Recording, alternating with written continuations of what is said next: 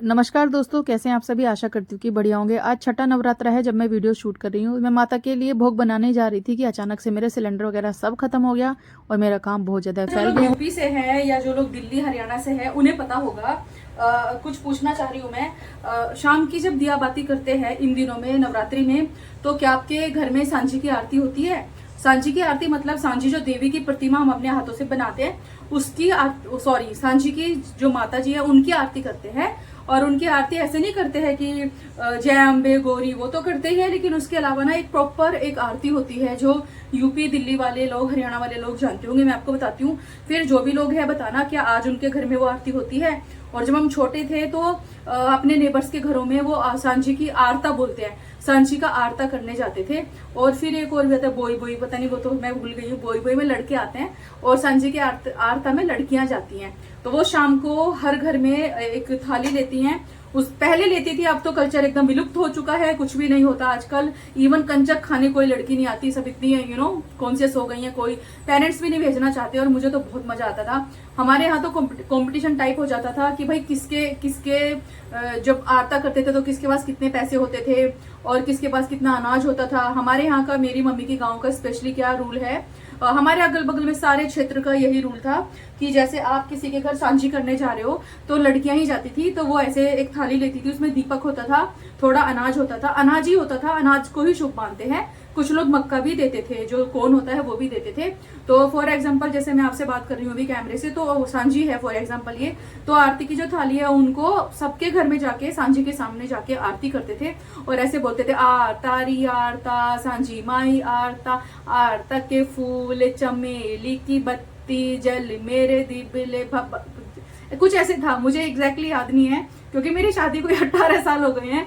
और जब मैं छोटी थी, लगभग 10-12 साल तक की, तब मैं करती थी। क्योंकि एक एज के बाद जब बच्चे बड़े हो जाते हैं तो पेरेंट्स अलाउ भी नहीं करते कहीं जाना। तो 12-13 साल तक मैंने भी किया हुआ है।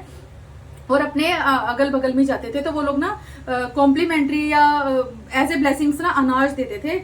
फिर हम उसकी मूंगफली खरीदते थे, उस अनाज को हम दुकान पे जाते थे, वहां उसको देते थे और फिर उनसे मूंगफली लेते थे छिलके वाली। और रामलीला चलती थी, फिर मूंगफली जब पहले के टाइम में ना रामलीला जब होती थी बहुत ठंडी पड़ती थी, तो हम लोग शॉल ओढ़ते थे और शॉल में वो मूंगफली ऐसे रखते थे और मूंगफली खाते रहते थे और रामलीला देखते रहते थे। बहुत अच्छी रामलीला होती थी। गाँव के ही लोग अलग अलग कैरेक्टर प्ले करते थे, कोई सीता जी बनता था लड़का ही और रावण बनता था, सब कुछ अलग अलग कैरेक्टर प्ले करते थे। और वो रामलीला 7 से 12 ऐसे चलता था। बहुत अमेजिंग एक्सपीरियंस था वो, बहुत ही शानदार, मतलब बहुत मजा आता था। आज के टाइम में हमारे बच्चों को पता भी नहीं है, मेरे बच्चों को स्पेशली, रामलीला होता क्या है।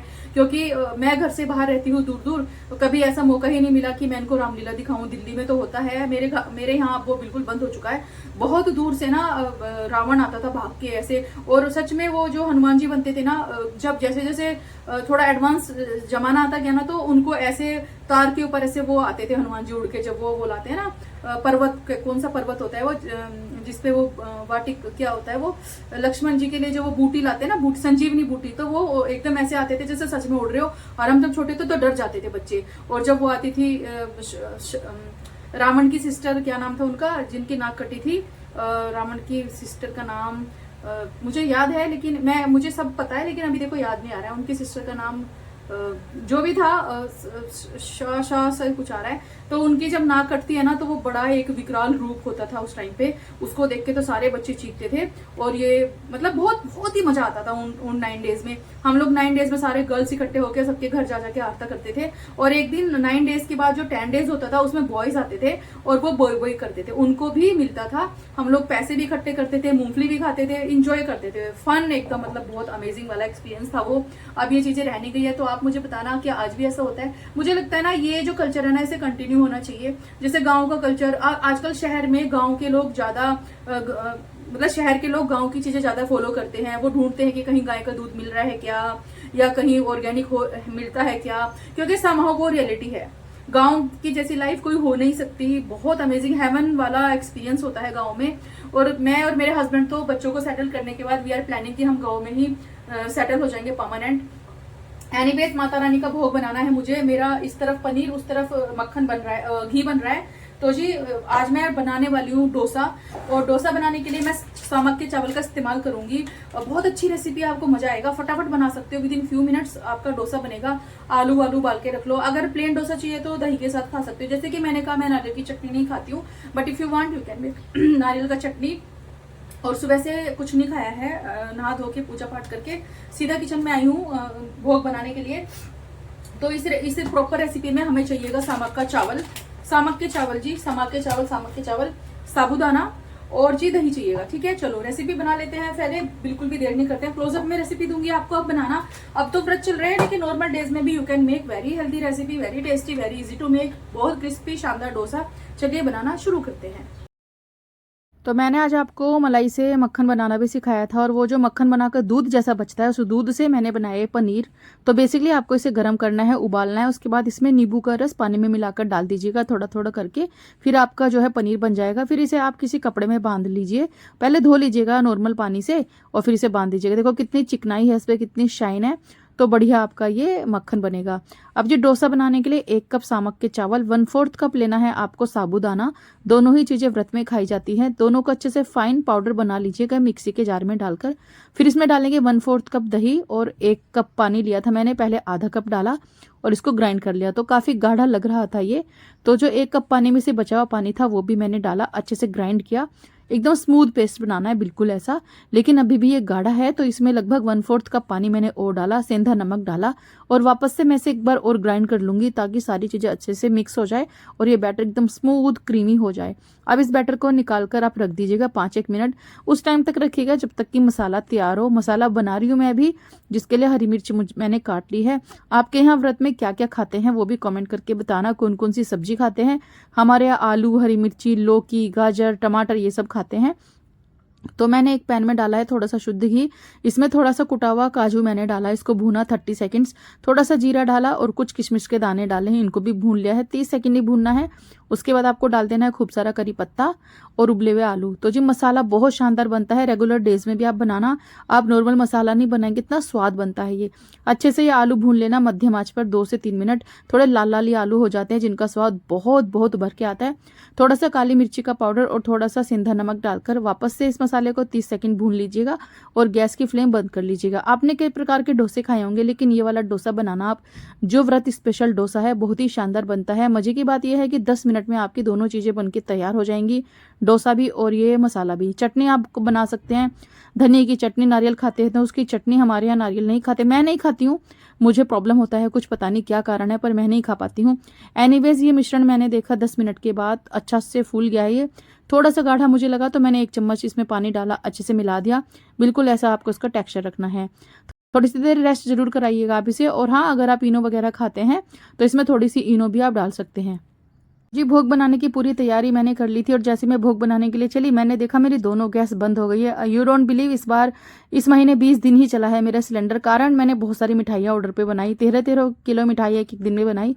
मुझे लगता है इसी वजह से खाली हुआ। और आपने देखा एक ही हाथ से सिलेंडर में उठा के भी ले गई, वो तो खाली था चलो, और एक ही हाथ से मैं उठाकर ले भी आई, वो भरा हुआ था। तो जी मैं ये सारे काम आराम से कर लेती हूँ, मुझे सब कुछ अच्छे से मैनेज करना, मतलब मैं कर लेती हूँ। मैं ये नहीं कहूंगी कि मुझे आता है, मैं कर लेती हूँ। ऐसा नहीं है कि अगर कोई काम घर में हो गया तो मैं किसी का वेट करूँ कि वो आएंगे तभी करेंगे, नहीं ऐसा नहीं है। आई नो एवरीथिंग, सब कुछ मैनेज कर लेती हूँ मैं। उसके बाद जी मैंने ये माता का भोग बनाया, हाथ धो लिए थे मैंने अच्छे से, उसके बाद मैं भोग बना रही हूँ। यूजुअली जैसे हम डोसा बनाते हैं बिल्कुल वैसे ही, तवे को अच्छे से गर्म करेंगे, थोड़ा पानी का छींटा मारेंगे, और जिस भी प्रकार का डोसा आपको पसंद है, क्रिस्पी, सॉफ्ट, जैसे मुझे पर्सनली सॉफ्ट डोसे पसंद आते हैं। क्रिस्पी मुझे कोई चीज अच्छी नहीं लगती, जैसे बहुत लोग बोलते हैं ना क्रिस्पी क्रिस्पी, मुझे थोड़ा सा सॉफ्ट चीजें पसंद आती है। तो ये देखिए जी, ये जो डोसा है ये सामक के चावल और साबूदाने से बना है, इसलिए ये ऐसा बनेगा, एकदम शानदार। जैसे कि मैंने कहा, लो फ्लेम पर सेकना इसे, और जैसा आप चाहो ऐसा इसको सेकना, लाल सफेद जैसा चाहिए। और ये दूसरा मैं आपको एक और डोसा बना के दिखा रही हूँ, देखो कितनी अच्छी जाली आई है। तो रेस्ट कराना इसे, अगर आपके पास रेस्टिंग का टाइम नहीं है, लाइक 5-7 मिनट भी नहीं है, तो थोड़ा सा इनो इसमें डाल देना। जो लोग व्रत में इनो खाते हैं तो ये भी मुझे कमेंट करके बताना। बहुत लोग इनो खाते हैं, हमारे यहाँ ऐसा नहीं है, लेकिन हाँ अगर आप खाते हैं तो भी बताना, क्या खा सकते हैं इनो, क्या मीठा सोडा खा सकते हैं, ये मेरे प्रश्न है आप लोगों से, आप मुझे बताना। तो जी देखिए डोसा एकदम शानदार बना है ना, बिल्कुल ऐसे जैसे नॉर्मल चावल दाल से बना हो। तो आप इसे वैसे भी रेगुलर डेज में बना के खा सकते हैं। मैंने मसाला इसके अंदर नहीं डाला है क्योंकि ये जो डोसा है इसको भोग लगेगा मेरी माता रानी को और फिर मेरी बेटियां इसे खाएंगी। ठीक है जी। तो हमारे यहाँ तो कन्याओं को ही देते हैं माता का प्रसाद, तो ये माता का भोग मैंने तैयार किया है। और हाँ, हमारे यहाँ नमकीन मीठा दोनों से ही भोग लगता है, जो भी बनता है उसी से भोग लगता है। तो आज मेरी माता रानी के लिए मैंने बनाया था ये भोग, जिसका जो वो है क्या कहते हैं, भोग मैं ऑलरेडी माता रानी को लगा चुकी हूँ। और ये तो मैं आपको बस दिखा रही हूँ कि ये डोसा इतना शानदार बना था, सुपर क्रिस्पी टेस्टी। बिल्कुल ऐसा नहीं लगेगा आपको कि आपने व्रत के लिए इसे बनाया है। जैसे कि मैं बोल रही हूँ, आप नॉर्मल डेज में भी इसे बनाकर खाएंगे, बहुत ही शानदार आपको लगेगा। ट्राई करना, रेसिपी बहुत ही मजेदार है।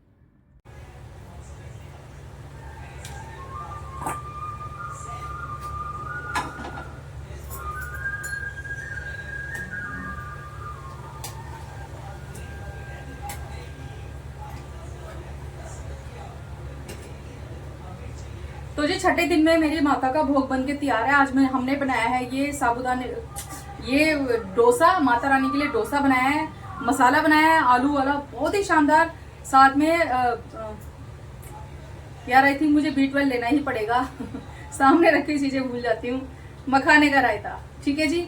तो मखाने का रायता, क्रिस्पी क्रिस्पी डोसा, बहुत शानदार। जैसे मैंने माता रानी को भोग लगा दिया है, तो ऐसा नहीं है कि मैं ऐसे दिखा रही हूँ, उनको भोग लग चुका। देखो देखो कितना क्रिस्पी है, देखिए नॉर्मल डोसे की तरह एकदम क्रिस्पी बनता है ये, और with in 5 minutes you can make. ये देखिए कितना क्रिस्पी है ना, बहुत शानदार। तो अब जैसे होता है ना कि फास्टिंग में पहले क्या होता था, सिर्फ उबले हुए आलू खाते थे, दही खा लेते थे। आज के टाइम में ऐसे नहीं, लोट्स ऑफ वैरायटीज आ गई है।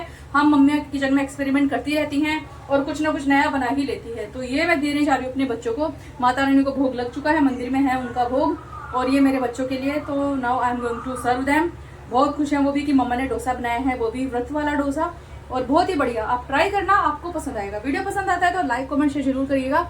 और ये मेरी माता का छठे दिन का भोग आपको कैसा लगा कमेंट करके जरूर बताना। और हाँ, एक और बात पूछना है मुझे, वो मैं आपसे आगे पूछती हूँ। Bye bye.